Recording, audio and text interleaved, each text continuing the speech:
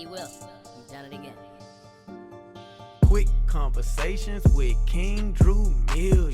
Quick conversations with King Drew Million. Quick conversations with King Drew Million. Quick conversations with King Drew Million. Let's chop it up. What's happening, family? Welcome to another episode of Quick Conversation with King Drew Millions. It's your boy, Mr. Quick. And I'm King Drew Millions. And this podcast is being sponsored by the Professional brand, where we always keep it P, and the Hive, where visions get elevated. And today, I'm going to let my boy Quick introduce our guest. Oh, hold up. Today is history. We have a reoccurring guest for the first time. A lot of people had asked for her to come back. We reached out to her. Hey, Quick, let them know. Happily obliged, author, movie director, script writer. Sir. She's in the legal field. We have again Miss Amani Jackson. I'm so happy to be here with you guys. Now, I do consider myself an attorney of some sorts, but I'm a therapist. Don't have people reaching out for me for legal advice. I'm gonna have them messed up in the court. As long as you get the mind right, though. That's right. There we go. That's where it starts. So, it's been a while since you came to visit us. You know what I mean? Please give us an update, on what you've been doing. I've been doing everything. I mean, you've been in it with me. So we've started my first short film. My good friend over here, Quincy, is one of the co-stars in the film. The short film is called The Canvas of Life. I'm so excited for it to come out. It really focuses on patients of terminal illnesses and how not all of the patients are the ones who get the diagnosis, how the family is also a patient and a victim of the terminal illness. So it has a great storyline. You guys are going to love it. I look forward to all of the support you guys offer for it. And I can't wait to share it with you guys. I mean, I wish I could share, my sentiments about it, you know what I'm saying? Because it was a couple scenes I felt some type of way, just being in the situation, going through it with, the leading actress, it was like, hold on, I'm feeling left out, and oftentimes, that kind of happens. You're not trying to necessarily be selfish. You want to be supportive. You know what I mean? But everyone processes information differently. Regardless if I'm trying to be there to support you. If you don't want me there, it's like I'm kind of left with a cliffhanger. It's like, okay, well, I don't know how this is going to happen, but we supposed to be tapped in and locked in. And I feel like, hey, I'm supposed to be there to support the person who gets the diagnosis. So there's a lot of fallout, There's a lot of fallout when someone gets sick. It's their friends, what happens to their social lives and the connections the friends have. We want to support you because you're the person that got the diagnosis, but how does losing you impact me? You've been an integral part of my life. What am I going through? How does it talk to me about my morbidity, And so everybody who is connected to people is impacted, and we forget that. We forget to support that person's supporting characters in their lives. Facts. I mean, I think that's a major thing just in general. Like, no one ever checks on strong individuals, one. And a lot of things when it's with in a relationship, especially with men and women, women don't think that we have feelings either. Oh boy, how many more podcasts will I be on? That's a whole nother. I can't tell you how important what you just said is. I have a very close male friend. And when I say phenomenal, I mean like God broke the mold when he made him. Lorenzo, shout out. I love you. Big brother for me. And like, that's one of the things he says. And he's such a pillar for his family. And I, tap in with him all the time to see how he's doing because he's giving, building, supporting. He does everything for his family. This man is like, if they could come flawless, he's flawless. And then, I'll talk to him and I'm like, are you okay? Because he'll tell me, nobody is checking in. And I'm like, we talk about mental health, and I'm like, I would hate, for him to like crack and people be like, what happened to Lorenzo? The pressure. You saw the movie, what is it, Encanto? I love cartoons. You don't have kids. Have you seen Encanto? You don't have small kids. No, I got teenagers. But in Encanto, because this is what I'm going to relate it to, everyone in the family has like this magical presence in them. Mm-hmm. And the one daughter, she's strong. And so she's always holding the family up. And then she starts breaking. And they're like, what happened to Louisa? And she's like, the pressure. The pressure. So yeah, I mean, men have it too. I literally, but when I was sitting in the parking lot before I came in here, I was talking to my wife about that. We have some stuff going on within our family. And I was like, man, when it come to me, because I asked her about why one of our daughters didn't reach out to me about something. She said, well, you know how you get when you're angry or whatever. And I was like, but when you angry, don't nobody stop talking to you. Or we got like 7 people staying in our house. Why, when it come to me, everybody acts? She's like, well, you the man in the house. And I'm just like, man, I'm like, as man, I've talked to many men. We don't like that. Yeah. You know what I'm saying? Right. Like, we want to be able to have feelings and emotions too and still be human. It's like you go off on them or say something crazy or what, 5 minutes later, they're like, hey, mommy, da-da-da. Mm-hmm. I go off on them and say something crazy. It's like a week, everybody walking on eggshells and all that. And I'm like, it's just, I don't know. I guess I want a podcast about it. I want that to be the next one. Okay. I come on because there's a spiritual element to that. When we talk about the umbrella, there's the dichotomy, there's a hypocrisy. Women saying they don't want soft men, but then when you don't encourage a man and you don't support him and check in with him, he becomes toxic or his communication is off because you've never supported strong communication. You've never checked on his mental state. Then you say he's closed off because you're not welcoming him into an open environment. There's so much. So next visit. Well, let's get into our topic for today. Right. So, okay. The topic for today is, this was a little bit heavy. As far as hypersexuality within teens today, is it something that is pushed upon us, or is it something that we are kind of like becoming numb to because of how things are changing as far as like social media and stuff like that? Like, what is the root cause or the blame in culture? Well, I don't know why y'all want to put these teens on me all the time. Well, I get the teens. It's okay because I wrote the book. It goes forward beyond teenage years. It does. Mm-hmm. It does. So I have a multitude of root causes. It's not just one.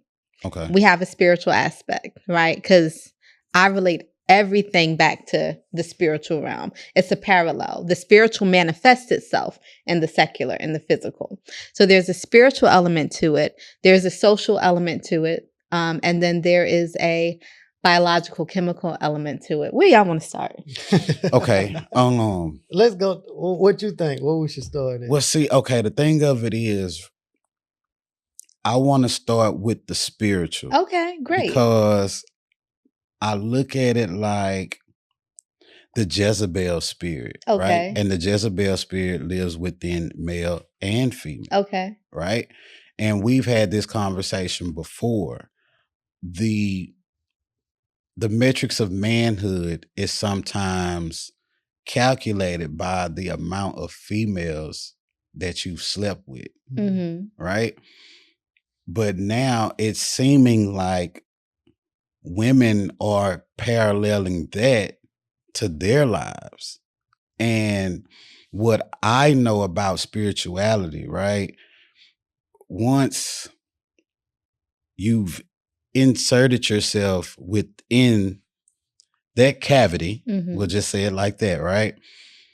You then become a part of that person's spirit, right? And that's how soul ties ended up like off into the situation. And you do this over and over and over, and it kind of like takes on its own personality within that individual because you've taken a piece of everyone that you've been with along with you in your forever lasting journey. And now you have multiple familiar spirits. Right. So with that being said, is that forever?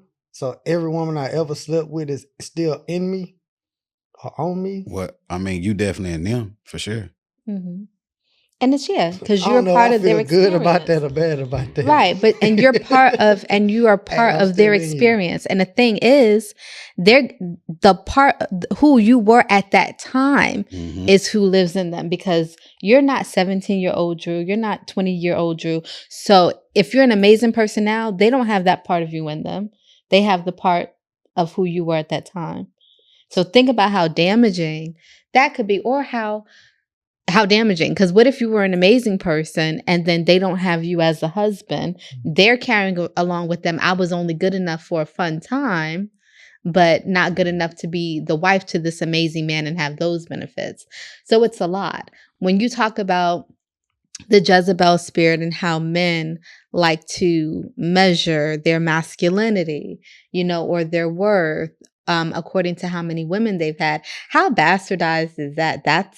That's your measure of a man. I mean, out of all the things you could measure, that's how you want to measure. I mean, because if we talk about discipline, discipline goes in the opposite direction of you, telling yourself, I'm not going to sleep with this many women because I myself am worth more than spreading myself like that. So why isn't your discipline the measure of a man? I mean, things like that. And when we speak about for women to say, oh, I'm valuing myself based on how many men I could get to sleep with me, then that in the female sense goes toward idolatry. Because when women are lusted after, when you understand like to the core idolatry, something that people put on a pedestal and they sacrifice for and they worship, then men will do whatever they can to obtain that woman in that sense. And when you're doing whatever you can, you're sacrificing, it's a form of idolatry. When we want to speak about young teens in the spiritual sense, for me, what I've been just meditating on is progressively over time. We get to the end of days, right? Over time. And we have seen a progression in teen promiscuity over time. Same path as going toward the end of days. And scripture has told us, when we look at the events of Sodom and Gomorrah, he had to destroy that place because of the sexual deviancy. Not just homosexuality, but how rampant it was and what they were doing and who they were doing it to. They were doing it to children. They were raping the elderly, strangers who came in from outside of the city to sell or, to trade. And so we are living very much in a time of Sodom and Gomorrah. Right. And we're not alert to it because we are desensitized, because it's our time. So it's what we know. It's the norm for us, like you say. Yeah. But the scripture says in the end, it will be as in the time of Noah. Noah, he flooded he wiped us out. Right. Wiped us out because of how deviant we were in our behavior. And so we are currently, again, in the time of Noah. When you think of what that time was, it was a time where being so sinful and so off course was so normal that they didn't even blink. They didn't even think, oh, we're living wrong. Let's fix this. Right. He was like, we're on such a poor course. The only thing I can do is start over. How far off do you have to be for your creator to say, I can't even course correct them right now? The course correction is to start over. That's how far along we are. Teenage pregnancy is accounted for now. You know what I'm saying? And I mean out of wedlock, not like, because we spoke about this on the last podcast where our ancestors married us off younger so that we could produce. This isn't in marriage. This isn't a wholesome transaction. Right. This is just, she might get pregnant at 15. She might get with a boy. She might get pregnant. Who's going to help her raise a kid? Can we still get her through college? It's normal. It's every day for us now. But if we fast forward to the 14th, 15th, and 16th centuries, right? Us as Black men, that's what we were here to do, to procreate. Right. And to create more slaves in order to work in the fields and do all of the things that was against our will, though. True. True. Mhm. But with indoctrination Mhm. and programming, that's what we feel that we're the only thing that is necessary of us, Mhm. right? But we have to also consider that after post-slavery, right, until about maybe 80s, 90s, early 2000s, we had a period of grace, of acting with dignity and grace in our community.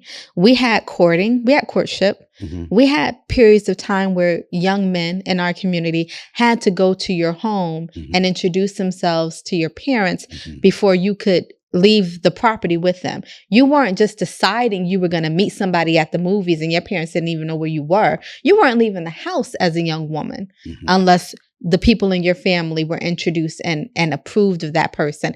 And then you could leave the house with some sisters or some relatives and they'd be in the back But of that's the movie only about theater. 4 or 5 decades, though. But what I'm saying is that it wasn't straight from slavery with the mentality of I'm a stud all the way through. We had a period where we do you course think corrected. changed off that course?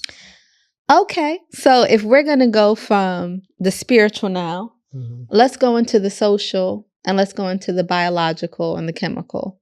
So our food changed. That's one thing. Okay. Our food Food, changed. like what we digest? Yeah. Our There's food a lot of changed. preservatives and things It's a of lot that of nature. preservatives and it's a lot of hormones. Hormones, yeah. It's in the milks, it's Mhm. in the cheeses, it's in the meats, it's in everything that we eat. We used to eat straight from farm to table. A lot of our stuff was farm to table. You would go, people, they would bring the milk into the markets and you would get that straight from the cow. You would go to a butcher shop to get your meat. And now stuff has such a long shelf life. Mhm. Such a long shelf life. There's so many chemicals in us. We say all the time, these girls are developing fast. Yeah, they are. Because the same hormones that are being put in the foods that they're eating are now in their bodies. We're changing on a cellular level. And with those physical Mhm. changes, our chemical changes. So if our sex organs Mhm. are developing more, the chemical mate to that is also the estrogen, Right. Right. the testosterone, Right. that's also being triggered. And so now as they're developing at a younger age, the sex organs, you're seeing that it's in, what are they putting them on birth control? Mhm. Younger. I mean, all of this stuff is triggering a chemical response. Right. And so and it's the same in the animal kingdom. If you have these pheromones, if a woman goes into heat or anything, the male biologically responds. Mhm. He's going to respond. It's just the way that we were made for mating. I just So it thought makes about something. sense. This may not be favorable to the people, but this is just a question based off the Mhm. information you just provided. Do you think that at this day and time they should redo the age limit of certain things? Because I mean, we typically think 18 years old, you're gonna that's the law. Mhm. Like if you 21 years old, you could legally sleep with an 18-year-old, Mhm. but you can't sleep with 16, 17. Mhm. But off of what you explaining, people are mentally and physically developing faster. Yeah. Not So- mentally. She said physically. Well, she said the mind state too, right? It's the chemicals that are creating certain patterns of behavior. So the estrogen and the testosterone, the hormones. Not saying that I Right. want that. I'm only Right. saying that Right. it's like it's an imbalance. It's an imbalance, but what would we change the age limit for? Because you can't tell a child you're not allowed to eat meat until you're 18 years old. So if this is coming at us spiritually, if it's coming at us socially, and if it's coming at us through our food, then what does changing the age limit to what? Well, I guess I'm kind of like thinking like, how do we solve this problem in the Yeah. long term? Oh, Because we not finna clean, like they not finna change the way they feeding us. no. Right. So you have to Right. change the way you feed yourself, right? Right. You have Let's to go. say, oh, am I going to hook up with local farmers to get my meat? Because there are local farmers that you can interview, you can visit, you can see what their process is, and you can get your meat and your dairy straight from them. Mhm. A lot of people have transitioned to raw diets or vegan diets so that they're straight plant-based, Mhm. even though you have to make sure that the seeds aren't GMO. aren't GMO. So there are a lot of things that we do. So that's, if you want to look at the spiritual, because a lot of people don't have a spiritual identity. So a lot of people, they're agnostic, they're atheists, they're like, I don't believe in that mumbo jumbo. So they're already going to still deal with that. Right. Then you have the diet. You have to be aware of what we're putting in our bodies, the hormones, the medications that are being given to our children, the side effects of the medications, because that's important. And then we talk about... that makes me think about the next question. Which factor carries more weight statistically? What teens are exposed to, or why, or what they're lacking at home? Because that has something to do with it as well. It's not just like what we're ingesting, right? As far as like food wise, metabolism wise, right? It's what we're ingesting mentally, you know what I mean? What we're seeing, what we're hearing, because that definitely has something to do with it as well. Because if you look at the music, right? The music completely promotes this culture that we're living in. Well, my answer to that, this is what the other two questions are for her, but for me, I like this question. Yeah. Because for me, I always say a 2-parent home and a real solid mama and daddy in the house. Because even though their hormones may be raging, I don't care at what pace, if you got a solid mother and father, you can suppress that for a long time with discipline. And we got cameras around my house. Like me and my wife, we be on our children. So but that's at home. But what about the societal norms when they step outside of the home? But that's what I'm saying. Like discipline and parenting, they know we don't play that. Like even like I say, for me, I don't lie to my children either. Once they get to a certain age, you finna get real conversation. You want to date? Hey, can my boyfriend come over? Once I say yeah, okay, it's time to have these talks.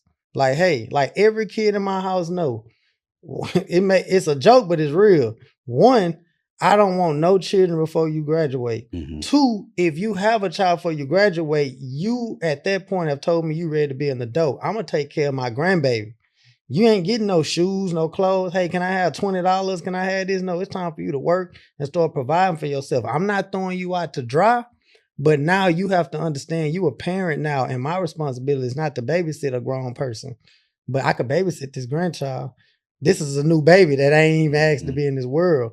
But I sit my children down and I have this conversation with them. I'm not afraid or shy, because some parents are afraid and they I don't know. I'm like, how you scared to talk to your kid? Well, maybe it's too early. They already dating. They already going to school. Like my kids was telling me in elementary and middle school that kids was coming with vapes. I sat them down and had a whole weed and vape and cocaine conversation with them. Like at this point, y'all already seeing it. So I don't know. That's just my take on it. I just want, that's just how I feel about it. Talk to your children. No. You know what I'm saying? You ain't got to be a friend. No, I mean, he's definitely right. That goes a long way. Is that the answer to making sure it never happens? No, because you have people who have come from great families that still go off course. Just like you said, it's at home. A lot of people didn't lose their virginity in their parents' house. You know what I'm saying? And so that is one thing. And even if you don't have a 2-parent home, if you have a strong support system, a strong family system. I didn't have a 2-parent home, but I had a very strong family system. And so that kept me on track academically, not for anything else. Shout out to Papa. Oh yeah, shout out, man. So definitely having the conversation with your children. But then, parents think that good parenting, that idea is varied. Like you have Love Her to Death, but I was thinking about it on the way here, like Erykah Badu. Like she's under fire right now for photos that she's taken with Puma. But she's always had Puma in photos with her because she looks so much like her and she's beautiful. Now, while Erykah Badu is not raunchy, Erykah has a sultry and a seductive way about her. And that can translate and stimulate men the same way being half naked on TV can do. So Erykah is still being provocative and the images that she's putting out, even if she's covered, because you don't have to be naked to be sexy, and she understands that. Please say that again. You don't have to be naked to be sexy, right? No, seriously, because with this whole rodeo thing, that was an abomination. I'm so serious. Like, that was horrible. That is a family-friendly event.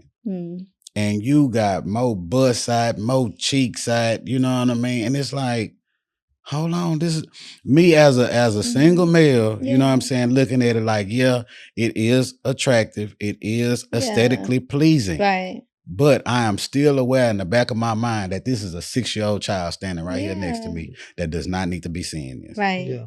And like, what are we doing here? I don't know why women feel they have to be naked to be attractive to a man.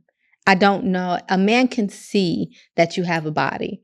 If you have a floor-length skirt on, ankle-length skirt on, or if you have a thong on, a man can see you have a body. Absolutely. You know, you don't have to be naked for him to be able to see you have curves.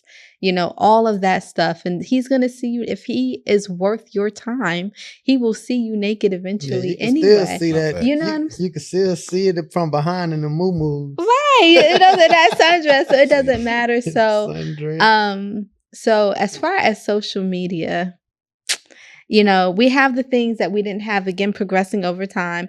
We didn't have the phones. We didn't have the TikToks. We didn't have the social media. Who knows what we will have 10 years from now? Like, if you could just hologram yourself into someone's house. I see that coming, you know, where, you know, you can just pop up in a hologram and be like, hey, and have that conversation in person. And how dangerous is that going to be for our teens when their boyfriends or girlfriends just show up in their room? I mean, it's bad enough how it is now. But you know, we have our entertainers who are celebrating having men fawn over them, getting bags and getting cars and, you know, being hot girls and getting these types of accolades and rewards for being out there with the men. I got this, what is it, WAP, you know, and I know WAP is like an older term, but it's just the idea of it. I got this. And so how does a guy know you have it? You got to let him sample it. So you can't be out there popping off, you know, and saying that you're this it girl, and the guy doesn't know it. Somebody has to brag about it, so they have to taste the goods, you know. So you have all this stuff with our young girls, and for some reason, now, because of all of that, it's translated into a love language for our young people. Sex and physical connection is now a love language for teens. It's a show of, what am I worth? Why doesn't he want to sleep with me? You know, why doesn't he want to sleep with me? You think that just started, or you think it's been going on?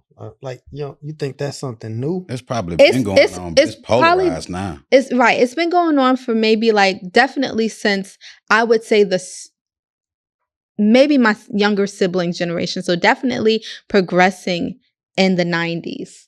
Because when I'm an 80s baby, and it was still kind of innocent in my day. Like, our whole thing was passing notes in school, walking me home from school, you know, seeing each other. I mean, the most out of it thing a boy ever did for me was he literally spent the night on the stoop across the house from where and just sat there and talked to me all night. You know what I'm saying? My grandfather was furious, called the cops, you know, but that was how I knew somebody cared about me. Oh, you didn't go walk to the basketball court with your boys. You walked me home, and you're going to be late to play ball. Snap. Yeah. You know, you had your boy pass me a letter so all your boys know it's me. Oh, snap. But no, to physically touch me and that was aggressive, you know, to girls and my period. For a boy to actually think that he could invite himself into that personal space. No. And so for that to be a norm now and expected and welcomed, that's a whole different. Well, I mean, Salt and Pepper did tell us to push it. Push it real good. Salt and Pepper were adults. We talking about but teens. I mean, it was the music. But that music was also geared toward other adults. We were expecting when that came when that came on, you turned that station. You know, you weren't letting those kids hear that. Back then, like, it was a time where you would turn the station or turn the music off. Because even BET and them, they would play stuff after dark. You're right. They would play stuff after dark. Now there's this one song that I remember distinctively. Baby, no more grinding. I get so excited. Ooh, you know. Yeah, but that was in the 90s. That's what I'm saying. That was after that time period started progressing. Because you're younger than me. You're a baby, right? So stop it. I'm still an 80s baby.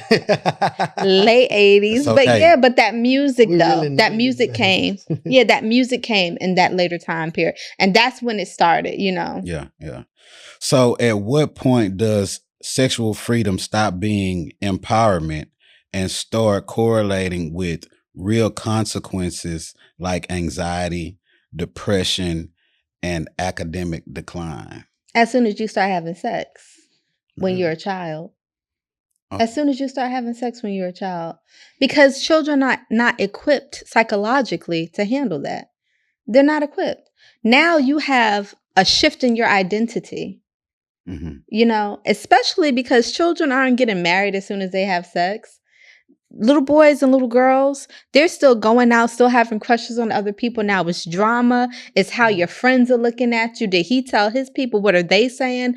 What's your reputation now in school? Now you're not focusing. We talked about this in the last time I was here. Now you're not focusing. Now that relationship is taking precedent over your grades because now you're distracted and you want to protect what you thought you had with that person because they probably told you sweet nothings to get you in that space with them. So now you're chasing that. Were you lying to me? Were you serious? How old do you think an average household should talk to their children about this kind of stuff? Yeah. So I think it varies. It absolutely varies because children are different. But if you have a very socially active child who you start hearing things, be in tune with your child. Okay. I think the earliest you probably want to start talking to children is maybe 10. I would say somewhere in like the 7th, 8th grade time period, but definitely when you start hitting high school. And I say high school definitely because now you have a lot of after school activities. Mm-hmm. You know, these children are not always at the location you think they're at. Ask me how I know and I'll tell you so. These children are not always where you think they are. Or sometimes the person that they're interested in is also there. Mm-hmm. You know what I'm saying? So you need to be able to walk with them through this while they're having those feelings. Okay. I'll never forget, you know, when I lost my virginity, I had a very involved mother and I had a very involved aunt who was my mother's closest sister that I was closest to. And they knew before I lost my virginity, they knew how I was feeling about the person before I lost it, the person I lost it to, and they knew after I lost it. You know what I'm saying? They were very involved every step of the way. And so they were not supportive of it, but they weren't in the dark. Right. They weren't in the dark. Sure, that's wasn't another thing. They could stop at that point. Right. I mean, so my next question is teenage promiscuity the problem, or is it the symptoms of something deeper like neglect, lack of guidance, or emotional voids being filled? It's definitely a response, but it's a response, again, to multiple things for different people. You have children who have been sexually assaulted, you know, in or out of the home. And so that promiscuity has been initiated in them. Mm-hmm. You have children who don't feel seen or loved. A lot of guys who end up in gangs, what do they say? I never had a family. They became my family. You know what I'm saying? So it's the same idea. Mm. I didn't have anyone paying attention to me, supporting me, or loving me in the home. And this guy was my best friend. He became my support. He really cared about me. That's how I ended up here. You know, a lot of times when women end up with pimps, you know, they feel like, you know, he took care of me when nobody else was. And he gave me a place to lay my head and put money in my pocket. There's so many different things that lead our teens to the promiscuity. And we have to make sure as parents, as family members, in the educational field, you know what I'm saying? I talk about that in the book. You're with our children more than we are sometimes. We see them, we feed them, we make sure the homework's done, and we put them to bed. We wake up, we dress them, we send them to school, and they're with you. You're seeing how they're moving in the classrooms. You're seeing who they're speaking with. You're seeing how they speak. Sometimes teachers will get the jump on what's going on with our kids before us. Are you guys communicating with parents? Because sometimes with the educational system, you guys aren't, sometimes it seems like you guys and the parents are at war because the parents aren't taking communication well. I'm on the teacher side, as a matter of fact, because, you know, seriously. And I know that there was actually something that went out to schools. To parents. I don't remember if it was on the West Coast or where, some state. California. Well, the teachers can't tell the parents something. Right. They can't. But no, it wasn't even about that. It was about weight. Like they were saying, hey, your child is gaining weight. I don't know if you know, but you need to from the schools. No, see, it was something about their sexuality. Yeah. The child comes, I remember that. They can't tell. Right. If the child comes and to the that's teacher and that's says something, dangerous. Yeah. That's dangerous. But these are the people who see your children, right. see who they're talking to, because your child isn't always who they are with you when they're with their peers. Right. And so I think it would be so beneficial. You talk about separation of church and state. You know what I'm saying? That's separation in the household. That's Well, I think, but I go back to parenting. I revert a lot of stuff to parenting too, though. I think that if you develop, like all my children, like I don't know, our house is like what everybody come, but I was raised like that. So kind of how I was raised is kind of how my kids are. All they friends, everybody want to come to our house and hang out, but that gives me the opportunity. But I do have cameras, like not in like the personal areas, but a kitchen, living room, outside, common areas. But outside of me just watching the camera, sometimes I get to see them in a natural state. If I'm just walking down the stairs and they just talking, I may not say nothing to them, but I'm taking a note. Oh, I see she cursed, or he cursed, or oh, I see he get aggressive or something. And I'll be like, hey, what's up? But I don't tell them that I've been standing on the stairs for the last 5-10 minutes. I'm just peeping. I'm saying, okay, so if they teacher call or something happen, I know. Or even with like on the weekend, taking a whole family out to eat or taking them somewhere and you observing. A lot of people, you have to spend this kind of time with your kids or with your family, because that's when you start seeing them in their natural state. If you just working, coming home, paying bills, feeding them, they going to school, work, you not taking them out of that structured living. You have to go out and just let them do them and not even complain every time. Some stuff gonna happen and you gotta grin. You just like, oh, I want to talk about this, but you let it be them so you could see their natural state. That's just kind of how I've learned to balance myself out with my kids. Yeah. But you know, but see, not only in teens, but in adults, I think we are being subtly trained to feel like attention is validation, whether that be positive attention or negative attention. You're paying attention to me. And working in the field that I'm in, like, okay, I don't care if I'm being scolded. You talking to me. And that's all that matters. So with the topic that we're under at this point, I don't care if you just want my body physically. You're paying attention to me, and that's the most important thing to me right now. Yeah, that's true. Yeah. And it's unhealthy. It's really unhealthy because it shows that you're not whole within yourself.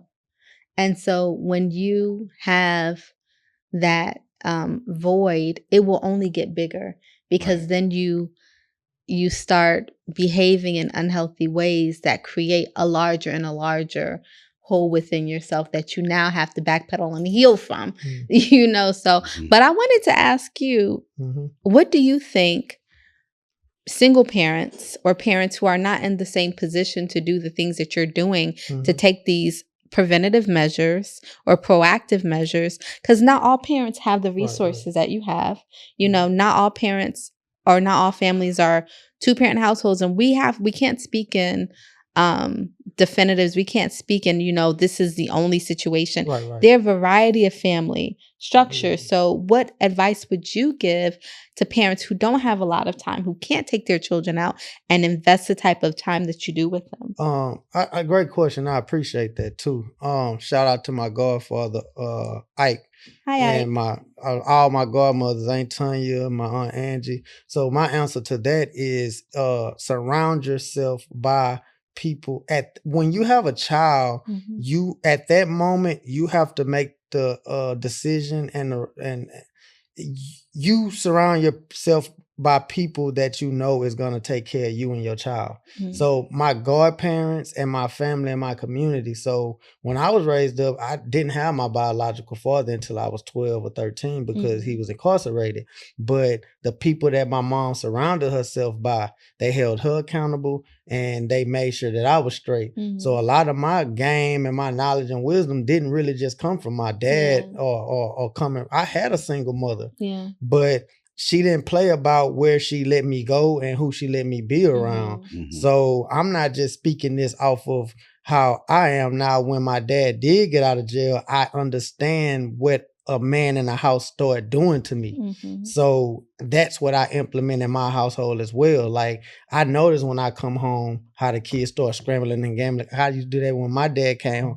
When my mom was single, I tell people this too. When I got to a teen, and these are the crucial years, that when your kid is young, you maybe could play some of these games, but by the time they get to like middle school and elementary, you might want to start trying to settle down and get your life stable and find you something. Because if my dad wouldn't have got out of jail when I was around that age and stepped in and came in my household, my mama wouldn't have been able to handle me.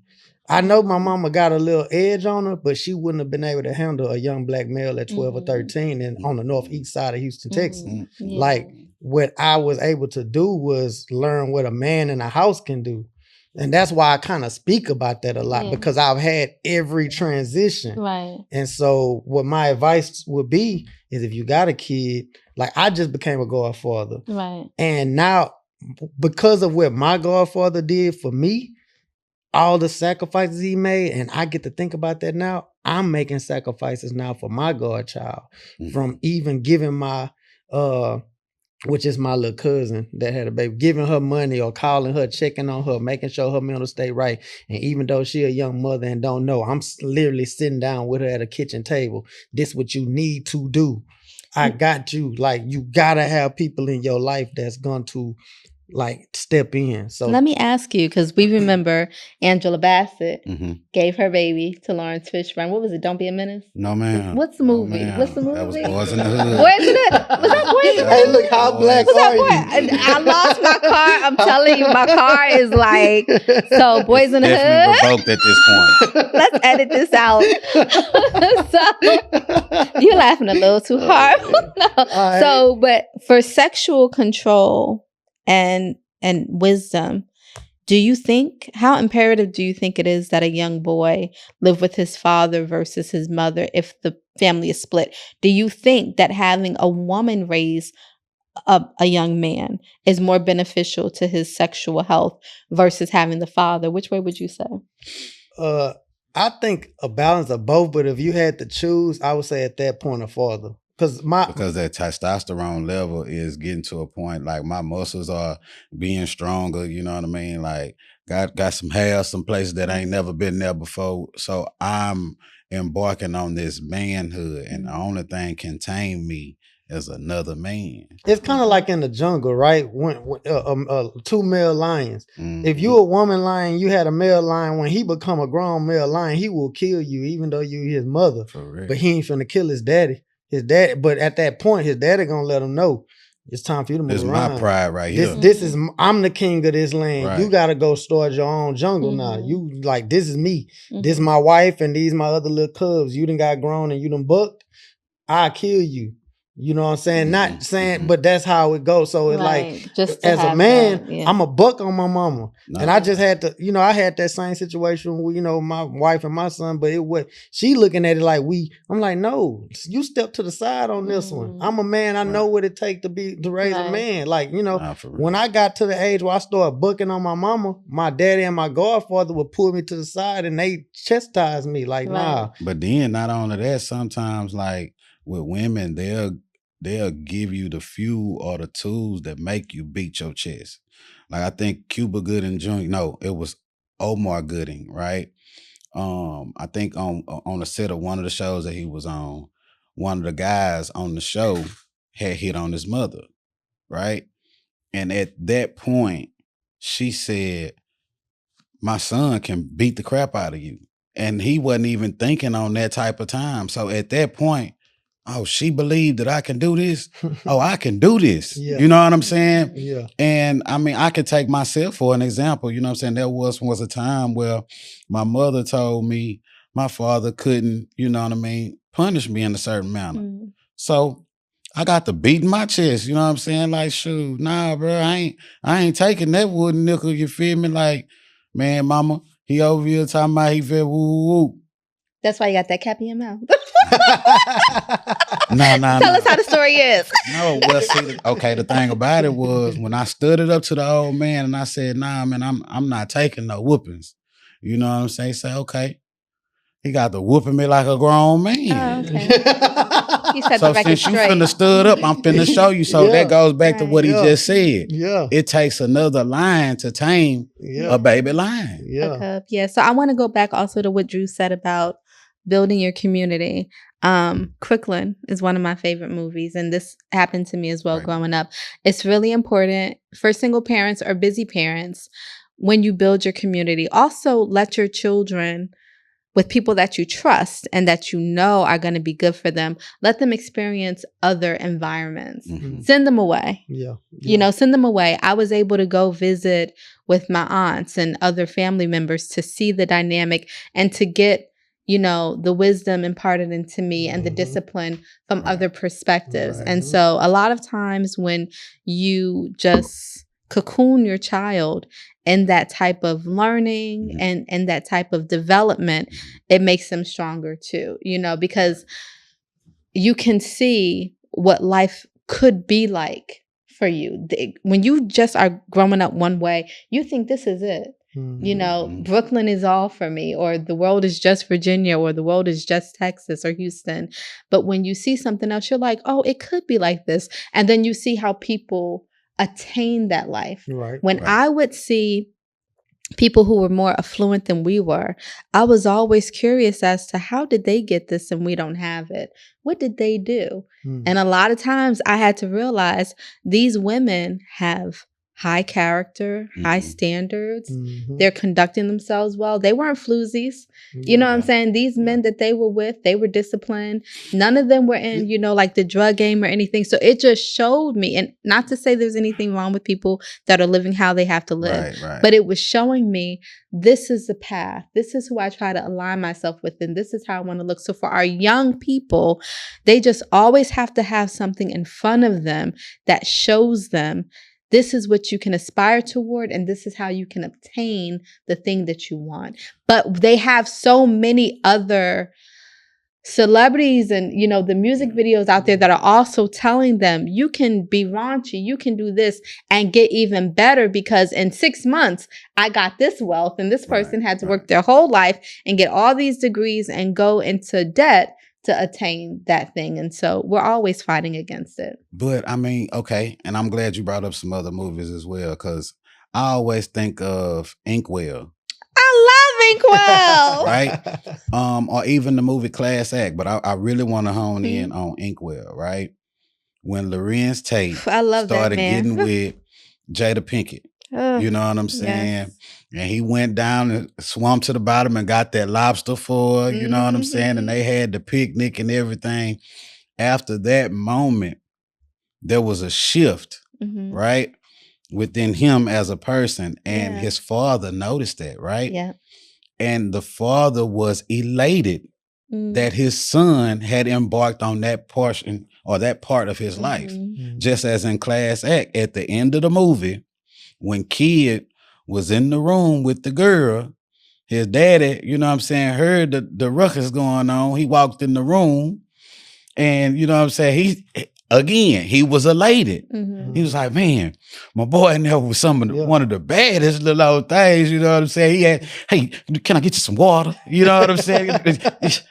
And then when he went back in the room with his wife, he like, man, you know what I'm saying? Look here, baby, let's get to it. Yeah. So it's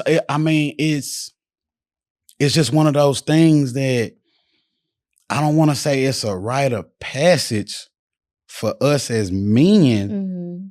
but it's more so frowned upon when it comes to women, because from what I grew up, girls are supposed to hold a nickel between their knees. Well, not just that, but also women. As a lady, you know what I'm saying? Yeah. You laughing. I don't know Right. what that means. I mean, just- that's the control. Keep your legs closed. Oh, Yeah. okay. But Hold a nickel between your knees. but also women naturally, we pay the bigger price. Right. A guy, a teen male can get a girl pregnant and go on about his business. A young woman, when she has that baby, whether she aborts it or she keeps it, Mhm. she's paying that price. Fact. Because you do not have an abortion and don't have a weight on your soul for the rest of your life. Fact. You don't have that. And then if you keep the baby, you have to feed it, your body changes and your academic trajectory changes. You know what I'm saying? And then your suitors for the rest of your life, because not everybody is going to get with somebody that has a baby, so everything about that changes for you. And then we're not talking about like you being 17, 18, having your first sexual encounter. When we talk about teens, we're really looking at our 12-year-olds, our 13-year-olds, our 14-year-olds, because they are having these experiences younger and younger. And then I think also that also plays a role in the mental state, right? So say a person does have a child at a younger age, oftentimes there's a mental block Mm-hmm. that keeps them there longer than in certain aspects, right? Yeah. So in certain aspects, you're going to mature, Mhm. but then there are others that is blocked off because now you're not able to live out the life of the average teen. Right. Just like when a male gets incarcerated, he tends to come out the same mental age that he Right. was when he went in. Mhm. Like physically, he's grown older, Yeah. but he's still in that same Yeah. mental state, right? So, and since you brought up the education part, right? If sex education focused more on impulse control, emotional intelligence, and long-term thinking, would the outcomes be different?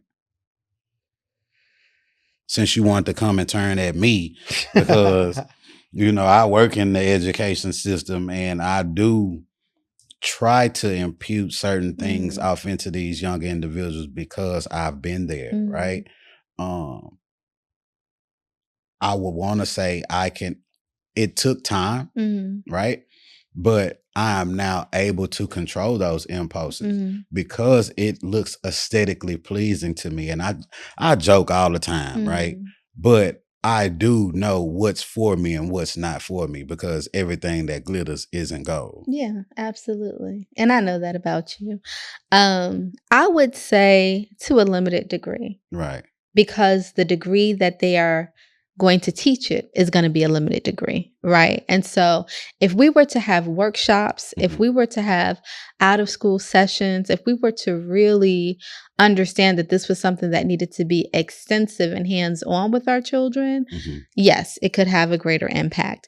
But if we're talking about a 45-minute class with textbook indoctrination, right, then no. Because how much of that do children really take home right, and, let seep into them and they carry it over? Once a child studies for a social studies test and they pass that test, that information is gone with the wind. Absolutely. So if you're talking about a chapter or two in a book and then you're on to the next thing, no. Do and you think Sorry to cut you off, but do you think school is really responsible for teaching your child sexual education? That's another thing. How relatable is it going to be? Because if you have a teacher that you don't relate to telling you this, you have some really stuck up Presbyterian teacher, Lutheran teacher who's not even comfortable with the material, or doesn't have a passion for the students. There are too many factors in it. Facts. And so, yeah. Facts. And see, you made me think about a statement that you asked me one time when we were on set, right? Mm-hmm. Am I so used to females engaging with me that I've become desensitized to when someone's flirting with me? Let me tell y'all. Let me put y'all on this. What, you done missed out on the flirt? Oh my gosh, he does. Let me tell you, because Quincy is so like he's women are so attracted to Quincy's energy, right? Because Quincy isn't thirsty. Quincy's very attractive, right? Mm-hmm. So I've been around Quincy and I have watched women tripping thirsty the most tripping thirsty on you, the most, and like as a big sister, like someone who doesn't have that interest or that intimate pull, I can see things from a different perspective. So I'll just sit back and watch women's energy shift when Quincy comes in the room, and I'm like, oh snap. And then I'll see Quincy just like going around. He'll go in my fridge and get some, because he's family to us. So my mom is like, oh, we have greens, and she'll make him a bowl, and I'm like, I made a smoothie, you want to try this new smoothie? And I'll just see him be completely oblivious to the women that are like falling over themselves to get his attention. Mind you. So I like that. I like this. Do you think that that's good or bad? Because you got the thirsty people and they're like, oh, he thirsty, or he doing too much. But then you got the guys who just mind themselves, oh, he gay, or he don't like women, or he I like it when a guy is oblivious to the thirst, because that means when a woman does finally get his attention, it's an authentic connection, and that woman has some worth. Because he's not just like, oh, she's clapping her cheeks for me. Something about that woman genuinely pulled his attention. It's going to be a woman of some class, some high character, who was really funny, who had really good conversations. Something about her is going to stand out. And so I like it when guys don't just notice every single woman, or women who don't just notice every single woman. I've been accused so many times of not knowing when guys are flirting with me. I'm just the same way, because if I'm just thinking people are having conversation, and a lot of times I'm so in my head about something else, I don't even know people are talking to me. So if you don't physically pull me and be like, hi, I said you're pretty, I'm like, oh, right. But that what you just said has ruined so many relationships that I've been in, because it's just like I'm a jovial person, you know what I mean? I love exchanging dialect, having great conversations. So I may not necessarily see what's being said to me as passes, you know what I mean? I'm not oblivious to social cues. Right. You know what I mean? But at the same time, I'm not in that space, you know what I mean, at that moment or what have you. And it's just like, I'm enjoying the moment. I'm enjoying the conversation. I guess that is back to her original question, though. Do you think it's because the amount of relationships with women you've had? Or do you? Because I kind of think that's always been you. Well, I mean, the thing of it is, another therapist has told me that I was starting to be groomed at such a young age. There we go, which relates to the teen promiscuity right away. So as I grew older into my manhood, you know what I mean? I'm thinking, ladies just like talking to me. You know what I mean? I thought nothing of it, because I'm not the dude that's, you know what I'm saying? Oh man, I like her. I can't wait till she talk to me. Now, she gonna come over and talk to me. So, I mean, when she come over and talk to me, hey, what's up? And if I don't have that mutual attraction with her, you know what I mean? It's nothing there. And then we grew up off, I know y'all been talking about movies, but how to be a player. You know what I'm saying? Like, we as men, that's what, it's kind of weird, because with me having daughters, I'm like, I like how to be a player, and I want to raise young males off of how to be player. We H-time. It ain't really player, it's player. With an A. You know what I'm saying? But it's like a lifestyle, not really, but on the flip side, I don't want my daughters or any woman around me to get caught up in the game with that player mentality. But it's kind of like I don't know how to divide the two. Yeah. Because as how we was raised as men, it's like, it's cool to go out and like women and children. We gonna take care of all women and children. We go out to eat. Any man at the table, pay for your own stuff, brother. But all the women for sure, we got you. You know what I'm saying? How many kids with you? How many women? All right, I got everybody. Hey, Quincy, you pay for your own stuff though. All right, cool. Or you going out, you see a woman need help, I'm gonna help the woman. But if a woman need to change a flat tire, I ain't trying to holler. I'm just gonna change a flat tire. That's the important part. You know what I'm saying? But if it's a man, like, hey, player, I give you the jack, but I ain't finna get on my hands and knees and do this. But that's the important part for women with the thirst. I know we've gotten a little off the topic, but I'm gonna circle back, is understanding the social cues. Because we can see, oh, he helped me fix my tire. He wants to marry me, sis. No, that's not what it meant. Oh, he fed me and my child. No, sis, that's not what it meant. I know Q, you call me mama or ma, you have this thing that you call women. Yeah. You know what I'm saying? And so for some girl that's not paying attention, he called me ma, that's my new man. No, this is how this person calm down. You know what I'm saying? Calm down. But in the same way with our young girls, right? When they have been raised a certain way, when they've heard a certain thing, they can communicate with people of the opposite sex or same sex, depending on their orientation. And that can make them assume that there's an interest. I ain't gonna lie, it gets simpler too. I think we went off topic, but we really still on topic because when we're talking about, the sexuality of a young adult, like if I bought you a snack at school, you know what I'm saying? A chick may be like, ooh, because it translates to adulthood. Ooh, he bought me a drink. You know how many dudes done smashed something off a drink at the bar? Like, man, I just bought her a drink. She feeling good. Ooh, he bought me a drink. You know what I'm saying? But what if that child knows what it's like to be hungry? And he doesn't want anybody else to experience that. And so if he's noticed you have not eaten, or he's noticed that you don't eat in school out of care. And so we misinterpret a lot of things. And then that also leads us down the path to where now we have these obsessive crushes over people because we've misinterpreted their intention or their behavior. Right. And see, that's why I always say, don't necessarily pay attention to a female that's making passes at me. You need to be paying attention to me and what passes that I'm accepting and I'm reciprocating. You know what I mean? Because that's where it's like, okay, me as a man, I do have my own powers. Yes, you as a woman, you do have the power of opening your legs and bearing children, right? But me as a man, I have the power of actually putting a label to this relationship. You know what I'm saying? And that's one of the things that is obscured and is kind of looked over. You know what I mean? Like, just because you open your legs to me, that don't necessarily mean I want to be with you. It doesn't mean much of anything. Prostitutes open their legs all the time. Right. But I know that we've had this conversation. We've had this conversation before in my home, and I am dead set on being pursued. Just for those I'm very traditional, but also so that there's no miscommunication or misinterpretation. If a person is pursuing you, I'm going to reciprocate the interest. Like, you're not going to not know if I'm welcoming your intentions, but you're going to pursue me, and you're going to pursue me consistently and over a period of time, so that I know it's not just you being flighty.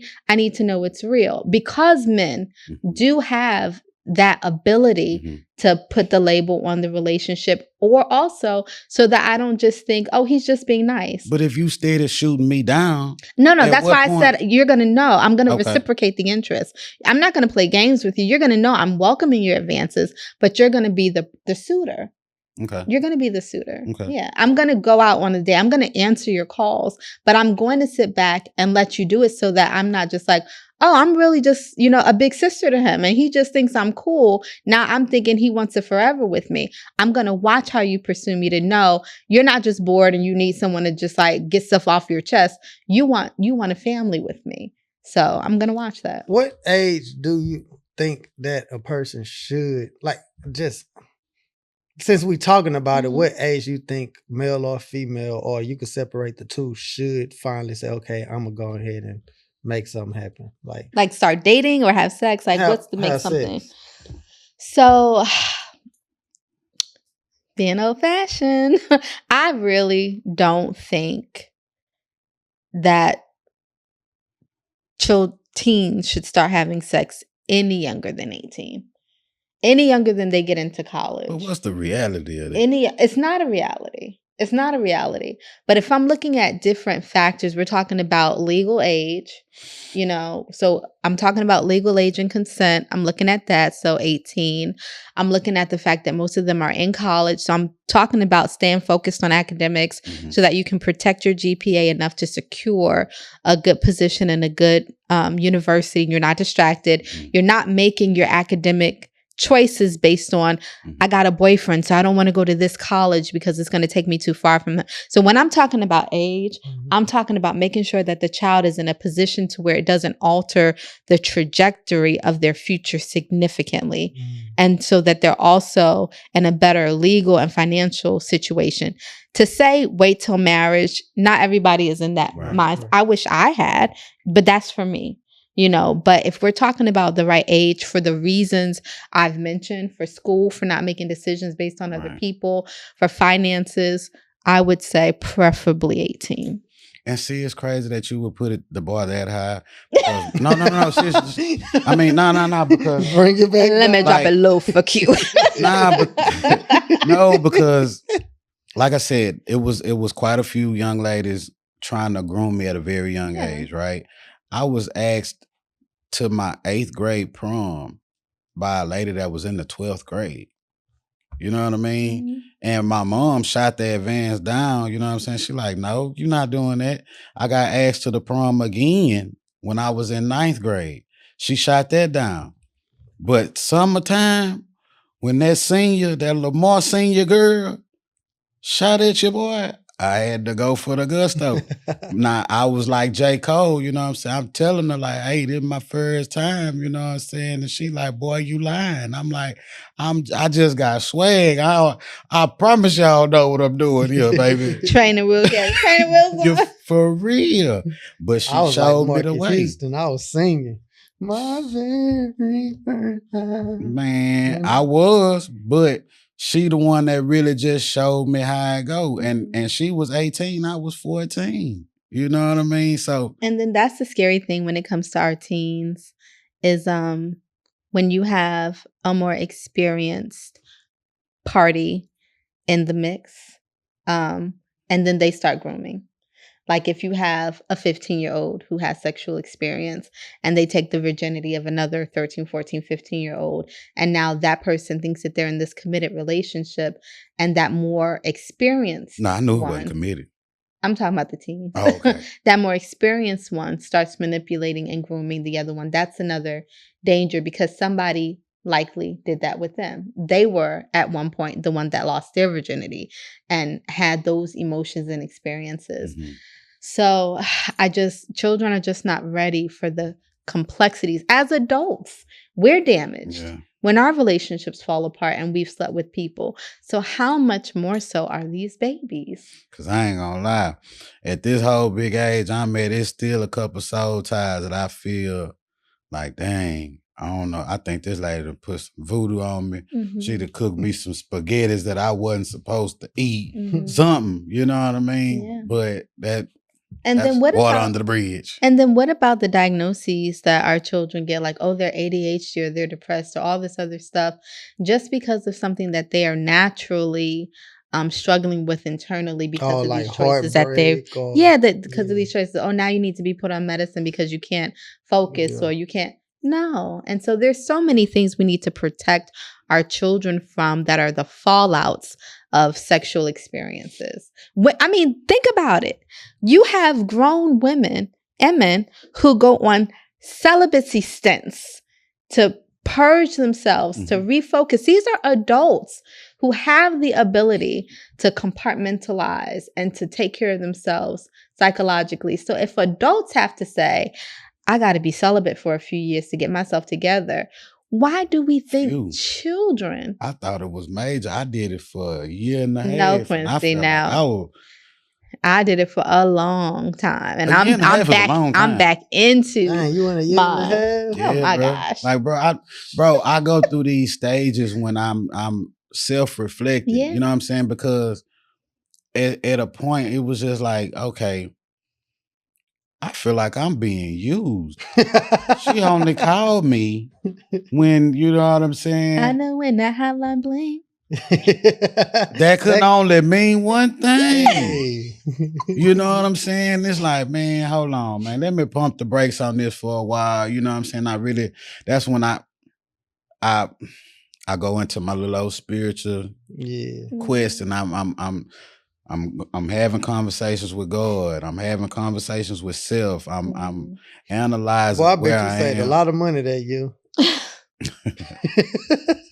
That boy saved a bankroll. But the thing of it is, it showed a lot of growth. But the thing of it is, you've been knowing me almost my whole life, and you never known that I did that. It's just, that's what I'm saying. Like the persona of me, people automatically think that I'm out there doing it. Like, yeah, I make jokes, you know what I'm saying? But I be chilling. Right. And I think that discernment is one of the biggest things that we need to practice. Discernment, my word. And when we can hold off on these behaviors, it grows the spirit of discernment within us. Yes. Because we're able to watch it and learn behaviors and patterns. Yes. So how do we teach the kids this at a young age, especially when they exploring the opportunities to? It's really hard. It's really hard because it's all about what they take in. Mm-hmm. And so back in the day, before this was as rampant as it is, they weren't taking things in biologically with the food and, spiritually like they are now with social media and peer pressure. But now it's really about keeping their eyes on their goals. Make sure children have clear goals. Mm-hmm. Sometimes you talk to a child and you say, what do you want to do? What do you want to be? And they're like, I don't know. Don't let them do that. Mm-hmm. Children need clarity. They need a focus. Mm-hmm. They need a goal. Right. They need to understand the rewards of that. And they need to understand the path to get there so that they can see that anything that has not been outlined as part of that path can be a deterrent and can take them away from that goal. So if I know that doing this thing is going to take me to the left and I need to stay straight, I have a fear of not reaching my goal. So I'm going to be more likely to stay straight. But when you don't give them those goals and those paths and those resources, then they don't know that thing is going to take them off course. Mm-hmm. So I think that one of the best things that we can do is constantly check in with them. Mm-hmm. Have open lines of communication, make sure they're not afraid and they don't feel like they're going to be punished for being honest with you, and just keep them on track. Involve them in extracurricular activities. I was so involved in the community. I was so involved in organizations. My time was full. And then the people around me that I was engaging with were also on the same paths. They were forward moving. So when I had a young boy who was interested in me, he was also doing a sport. He was also in the community. And so his family life was very parallel and his goals were very parallel. So we were less likely to do things that would take us off course because we both had an understanding of who we wanted to be and what we wanted to do. My goodness gracious, this is a lot to unfold. Man, but with adults, it's the same thing. Like you don't see Beyonce having sex with a boy on the corner or contemplating a relationship with a boy on the corner. They're not aligned.